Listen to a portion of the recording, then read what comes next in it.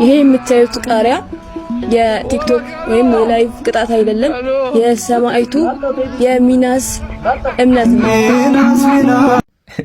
ያ ጀማዓ ሁላችሁም ይሄን ቪዲዮ ኮፒ ሊንክ አድርጉ አሰራጩ።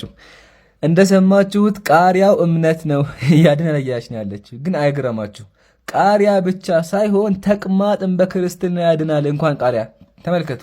ገድለ ተክለ ሃይማኖት ምዕራፍ 55 ላይ እንደዚህ ይላል፣ እነሆ በክፉ ሞት በተቅማጥ በሽታ ትሞታለህ፣ እሷንም ተቅማጡ ማለት ነው እንደ ስቅለቴ ከአንተ በፊት እንደነበሩ ቅዱሳን ሰማዕታት ደም እቆጥርልሃለሁኝ። የተክልዬ ተቅማጥ እንደ ኢየሱስ ደም ነው ማለትም ያድናል። ሰዎችን ያዳነው በክርስትና አስተምሮ የኢየሱስ ደም ነው አይደለ? ስለዚህ የኢየሱስ ደም እንዳዳነው ሁሉ የተክልዬ ተቅማጥም ከኢየሱስ ደም ጋር እኩል ነው ማለትም ያድናል ማለት ነው።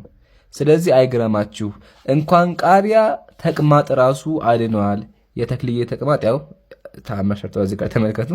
ለማንኛውም ወገኖቻችን እባካችሁ ከእንደዚህ አይነት አስተምሮ ወጥታችሁ አንዱን አምላክ አምልኩ። ወሰላሙ አለይኩም።